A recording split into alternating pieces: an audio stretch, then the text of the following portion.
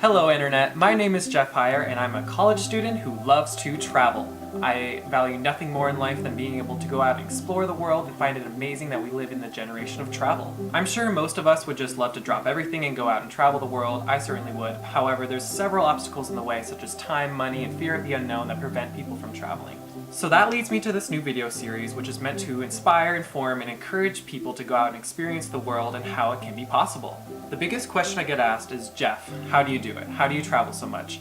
And just as a disclaimer, I'm not part of a super wealthy family that sponsors all my journeys. I am not a trust fund baby. I am just your average college student who loves to travel, is motivated to do it by any means, and loves setting travel goals. I'm very active on social media. I have a website and blog where I love to post about my travel journeys. I have a YouTube channel where I love to make video edits, but now I'm starting to incorporate more tutorial style videos to better communicate to aspiring travelers like myself. So here I am, just like all the other YouTube vloggers, talking alone in a room to a camera. But I've seen lots of travel vlogs before, and I find them helpful, but they really drag on and they waste a lot of time. So my goal in these videos is to be concise, fast, efficient, and about things you should know for your own journey. So I've seen lots of travel vlogs about this topic before, but I hope this one is the most effective. So for an initiating video topic, I'm going to be talking about what to know before going to Iceland for first timers. But you already knew that because you saw the title of this video, so without further ado, let's get to it.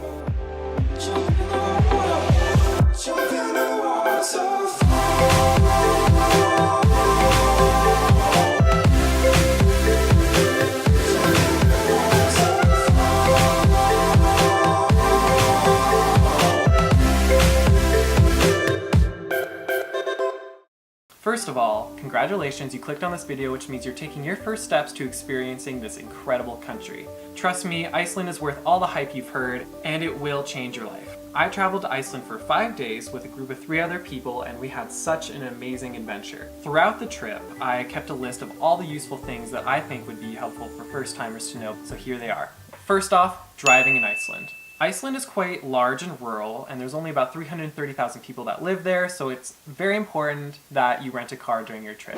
There are several bus lines and tour companies that bus people to all the famous sites that you want to go to, but unless you want to get stuck on a bus with a snoring man for several hours and don't have the freedoms to go to the places you want to go, then I highly recommend renting a car. The driving rules, though, are a little bit different in this country. For instance, you can't turn right on red lights. You must wait for the light to change before turning. Because the roadways aren't as wide as they are in America, there actually are no places to pull off to the side of the road. So unless it's an absolute emergency, you're discouraged from doing so. If you want to pull over and see some sights on the side of the road, you must pull over in a designated pull-out area. There's this ubiquitous road sign throughout the island, which is basically a blue sign with a red line going through it. This sign means no stopping or no parking. It does not mean no entry as it may appear. Another important rule is that your headlights must always be on 24/7 when you're driving throughout Iceland. Not having them on at all times will result in a huge fine. I believe this is because Iceland can be unpredictably foggy at times, and it's really important for those to always be on. Most of the cars in Iceland operate on manual, so make sure when you're renting a car that you know what you're renting. Some car rental companies do have automatic cars, however, those are much more expensive, so make sure you travel with someone or you yourself know how to drive manual before you rent one. Be aware that renting a car is one of the greatest expenses when traveling to Iceland, but believe me, it is totally worth it. You want the freedom to go to all the different sites that are throughout the island. You also want to design how much time you spend at all these places, so renting a car allows you to do so. Most of the cars have excellent gas mileage, which ends up making up for the rental costs. Don't speed in Iceland. Although it can be very tempting to speed in Iceland because there's wide open roads and there's not a lot of traffic, speeding will result in a $400 USD fine, so no thank you to that. There are a lot of one-way roads, especially in Reykjavik. There are also a lot of one-lane bridges, so be very conscientious of oncoming traffic. Parking is free in downtown Reykjavik. Do not be like us and try to pay a parking meter that isn't responding to you on a Sunday, because then you'll end up looking really dumb and stupid. Navigation. Iceland is very large and rural, and especially if you're there for the first time driving, some of the sites can be kind of difficult to find and you'll get lost easily, so I highly recommend downloading the app Maps.me. This app allows you to download an offline map and it will track your location in Iceland no matter where you are without Wi-Fi. This will help you get a general idea of where you are at all times, just so you at least know that you're not completely lost in the middle of nowhere. I also recommend using the Google Maps app where you can download offline maps of areas in Iceland. Once downloaded, you can use the GPS and navigation functions just as normal without Wi-Fi. But make sure you download those maps in advance. Some things you might want to bring.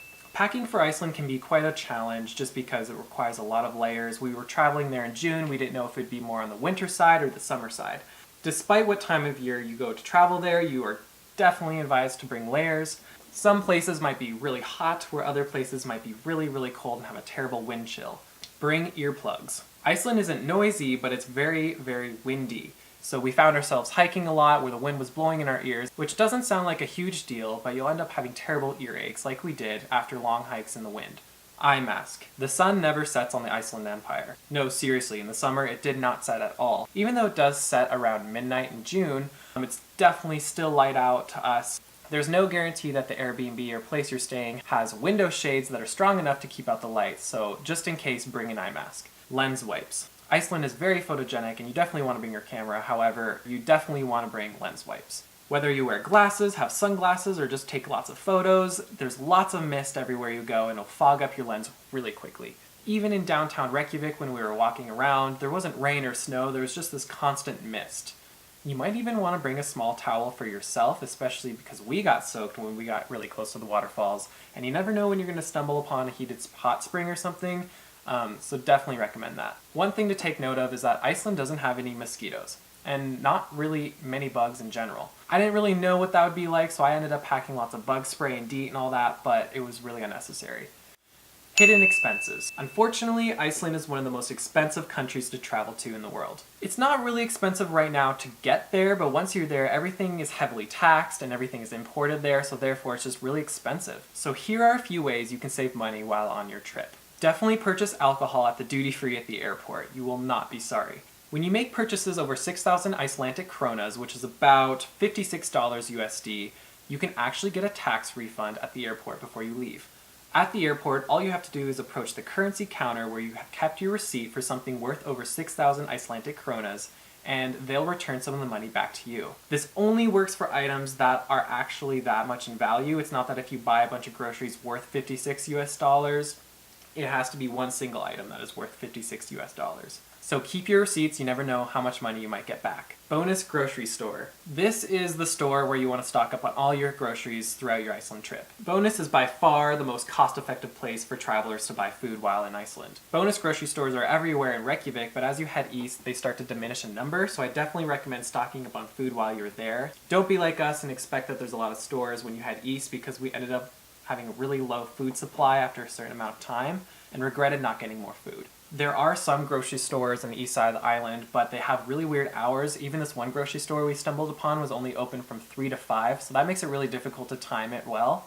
So like I said, stock up on food. Just be aware that Iceland has a bunch of hidden costs everywhere. Some of the more popular tourist sites even charge entry to use the bathrooms, and some of the more popular tourist sites have a parking fee as well. But an easy solution to this is just park a little bit off from the tourist site and then just do a little bit of extra walking so you can stay there for free. Other useful tips. Iceland is very much so on the honor system. This country hardly experiences any crime and doesn't need a bunch of foreign tourists to take advantage of this. Be respectful of this country, even if it'd be easy to do a dine and dash or so be it. There's lots of places you'll experience that have signs that say no entry or don't step here or whatever it be, and there's no real enforcer of it. Just don't be one of those people who just tramples over the nature to get a cool photo or something. Please just realize the kindness of the Icelandic people and that they deserve much better than that. Sulfur is okay to drink. As you'll notice in Iceland, all the tap water and showers have this weird rotten egg smell to it, and it's because of the sulfur. It's totally okay to drink, swim, and shower in it, just don't let the smell deceive you. Terns will attack. There's this native bird called the Arctic tern that is commonplace throughout Iceland, and you'll hear rumors about people being attacked by them. The rumors are absolutely true. I was attacked by an Arctic tern. I got way too close to the nest, and it literally went in the sky and dive bombed my head. terrifying experience, so please keep your distance from their nests. English is widely spoken throughout Iceland. You do not need to worry about a language barrier whatsoever. The Blue Lagoon. In an upcoming video, I'm going to talk more about the Blue Lagoon, but for now I'm just going to let you know one important detail. The most important thing to know is that it requires a reservation before you enter. You can't just show up at the Blue Lagoon and expect to buy a ticket and enter. Especially in the summer months when it's really busy, you want to make sure you make your reservation well in advance. We made ours a month in advance because we really wanted a specific time we wanted to be there. Once you're there though, you're welcome to stay as long as you want, and because the sun never sets, you can spend easily 10 hours there. A week in advance is probably still safe, but if you're really determined to get a certain time, then make sure you look into it. One helpful thing to know is what the places are called. Icelandic is a very challenging language for non-native speakers to understand. Fortunately, I have several Icelandic friends who helped me pronounce some of these places, and I think it's helpful for you to at least know how they're pronounced before going. Some of the most common places you'll want to visit are Seljalandsfoss, Gullfoss, Reykjavik, Vik, probably one of the harder ones to say, Jökulsárlón. It took me a lot of practice to be able to say that, but for now you can just call it the Glacier Lagoon. Everyone will know what you're talking about. And that's all. I hope that you found this list helpful. I hope that you're more prepared for your Iceland journey. All of this information is written out in a written blog post that's in the link below. If you have any further questions, please leave a comment below or DM me or whatever it be. I will get back to you on that. In the future, I'll be covering more topics about Iceland, such as our 5-day itinerary and where we went in those days, where we stayed, the Blue Lagoon, etc, etc. Some of them are already written out on my website. So thank you so much for watching my first tutorial video. I encourage you to follow me on social media. My Instagram is @Jeff_Hire. My Twitter is JeffDHire. I've always wanted to say this, and now here I am. Go ahead and click subscribe. Thank you so much, and have a great time in Iceland.